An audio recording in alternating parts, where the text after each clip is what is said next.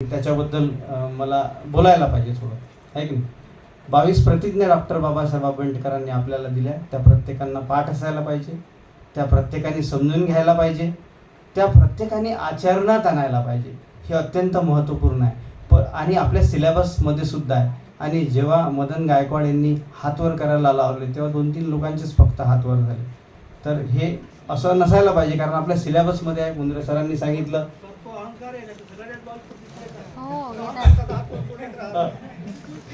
कारण मी सुद्धा sir student आहे. 2017ला जेव्हा कोर्स आला होता, डॉक्टर कोळी सर आणि मी आणि आमची पूर्ण टीम, आम्ही ठरवलं होतं जर कोणी ॲडमिशन नाही घेतली तर आपण सगळेजण ॲडमिशन घेऊ. आणि आम्ही वाट पाहत राहिलो ॲडमिशन घ्यायची. पण ते असं म्हणेपर्यंत सगळ्या ॲडमिशन फुल झाल्या. त्यामुळे मी सुद्धा ॲडमिशन घेतली नाही. 2021ला ॲडमिशन घेतली आणि 2022ला पासआउट झालो.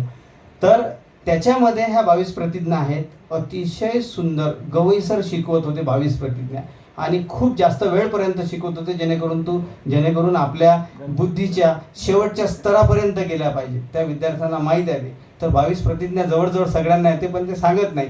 आपण 22 प्रतिज्ञांच्या पुढे जायला पाहिजे. म्हणजे भगवान बुद्धांचा जो धम्म आहे त्या धम्मापर्यंत कधी पोहोचू. आपण जर इथंच अटकून राहिलो तर 69 वर्ष आज बौद्ध धम्म घेऊन झालेला आहे. आणि त्या 69 वर्षानंतरही आपण 22 प्रतिज्ञामध्येच अडकलो असेल तर आपण करून काय राहिलो, आहे की नाही. आपण म्हणतो बुद्ध होऊ, बुद्ध झालो. बुद्ध म्हणजे नक्की काय? बुद्ध म्हणजे नक्की काय? कोणाकडे बोट दाखवायला पाहिजे आपण बुद्ध म्हणून? आहे का कोणी असं का बुद्धाच्या मूर्तीकडे बोट दाखवला म्हणजे बुद्ध होईल? बुद्ध म्हणजे नक्की काय? तर ते बुद्ध म्हणजे नक्की काय हे समजून केव्हा घेणार आपण? आपण एवढे शिकलो, एवढे पुस्तकं वाचले, एवढ्या डिग्र्या घेतल्या, आहे की नाही. तर हा काय झाला? हा फक्त एक बुद्धिविलास झाला. बुद्धीच्या स्तरावर आपण काम करून राहिलो. बुद्धीच्या स्तरावर काम म्हणजे काय असतं? फक्त 2%. ओशो म्हणतात तुम्ही कितीही अभ्यास करा, आयुष्यभर अभ्यास करा, कितीही ग्रंथ लिहा, कितीही तुमच्या बुद्धीचा विकास करा, तरी तुम्ही 2% राहता. 98% काय आहे? तर 98% काय आहे? तर ते आहे प्रॅक्टिकल. आणि बुद्ध हा आचरणाचा धम्म आहे. अभ्यासाचाच आहे 2% झाला, पण आचरणाचा धम्म बुद्ध आहे. आचरणामध्ये जर बुद्ध घेतला आपण तर आपण त्या स्थितीपर्यंत जाऊ शकतो. आचरण कुठून करणार आपण? आचरण करण्यासाठी काय करायला पाहिजे आपण असं वाटतंय आपल्याला? बुद्ध म्हणतात अत्त दीप भव, स्वयंप्रकाशित हो. अत्ताही अत्तनो नाथो, अत्ताही अत्तनो गती. अत्तदीप भव म्हणजे तुम्ही स्वतः तुम्ही स्वतःचा दीप बना. स्वतःचा दीप बना. स्वतःमधली ऊर्जा तयार करा. स्वतः बुद्ध होऊ शकतो आपण. आपल्या प्रत्येक मनुष्यामध्ये बुद्ध होण्याची ताकद आहे. कोणाला इथे बुद्ध व्हायचं आहे? भगवान बुद्धासारखं बुद्ध म्हणत आहे मी. नुसतं बुद्ध म्हणजे याच्यामध्ये लिहायपुरतं नाही, कास्ट सर्टिफिकेटमध्ये किंवा दीक्षा घेऊन बुद्ध व्हायपुरतं नाही. 69 वर्ष झाले अजून दीक्षापर्यंत अडकलेलो आहे. बुद्ध जसे भगवान बुद्ध झाले म्हणजे कसे झाले? तर ज्ञान प्राप्त झालं, एनलायटन झाले. तर ते एनलायटनमेंटपर्यंत आपण कधी जाणार? त्याचा काही मार्ग आहे का आपल्याला? आपण त्याच्यापर्यंत जाऊ शकतो का? किंवा त्याचा विचार तरी कोणी केला का?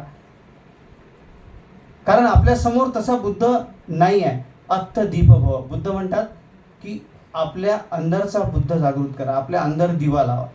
नाही तर आपण काय करतो? आनंदाची गोष्ट पहा. आनंद बुद्धासोबत किती दिवस होते? बुद्धासोबत जवळजवळ 40 वर्षापर्यंत होते. म्हणजे मी बुद्धत्व प्राप्त झाल्यानंतरची गोष्ट करत आहे. त्याच्या आधी तर होतेच, भाऊच होते. 40 वर्ष झाल्यानंतर सुद्धा आनंदाला बुद्धत्व प्राप्त झालं होतं काय? पहिली धम्मसंगीती जेव्हा झाली तेव्हा ठरलं की 500 अरहत पाहिजे. आनंद अरहत नव्हता. त्याच्यामुळे आनंदासाठी पुन्हा 2 महिने थांबावं लागलं आणि त्याच्यानंतर आनंदाने अरहतपद प्राप्त केलं. म्हणजे बुद्धाच्या जवळ जरी तुम्ही राहिले तरी तुम्हाला स्वतः जोपर्यंत मेहनत करत नाही, स्वतः जोपर्यंत प्रॅक्टिस करत नाही, तोपर्यंत बुद्धत्व प्राप्त होत नाही. म्हणजे आपण 2 माणसं चालले होते. एका जणाजवळ कंदील होता, रात्रीला अंधारात चालले होते. एका जणाजवळ कंदील होता, दुसऱ्याजवळ नव्हता. मस्त गप्पा करत करत करत करत करत करत चालले. आणि जेव्हा काही वेळेनंतर जेव्हा त्याचे 2 मार्ग झाले, कंदीलवाला म्हणाला माझं घर इकडे आहे, तो कंदील घेऊन इकडे गेला. आणि या दुसऱ्याचं घर होतं उजव्या बाजूला, त्याच्याकडे अंधार होता, त्याच्याकडे मार्ग नव्हता. त्याच्यामुळे काय, आपला स्वतःचा प्रकाश आपल्याजवळ पाहिजे. अशी अवस्था त्या आनंदाची झाली होती जेव्हा भगवान बुद्ध हे निर्वाणावस्थेत गेले आणि भगवान बुद्धाने सांगितलं की उद्या मी प्राण सोडणार आहे. आनंद एकटाच रडत होता तिथं, खूप रडत होता की आता माझं कसं. मी तर समजत होतो की बुद्धाच्या प्रकाशातच मी राहील. पण तेव्हा जे अर्हत झाले होते ते आनंदी होते, त्यांना काही प्रॉब्लेम नव्हता, कारण त्यांच्याजवळ त्यांचा प्रकाश होता, त्यांच्याजवळ त्यांचा प्रकाश होता. तर आपल्याला तो प्रकाश शोधावा लागेल आणि तो प्रकाश शोधून जर आपण पुढे गेलो तर आपलाही प्रकाश आपल्याला माहीत पडू शकतो, आपण पण एनलाइटमेंट होऊ शकतो. तर ते एनलाइटमेंट होण्याची प्रक्रिया आपल्याला पाहिजे. आणि ती प्रक्रिया कुठून सुरू होते, ती प्रक्रिया मनामधून सुरू होते. मनोपुबंगमा धम्मा मनोसेठ्ठा मनोमया मनसाचे पदुठ्ठेन भासती वा करोती वा तथोनं दुःखमन्वेती चखग्ग वहतो.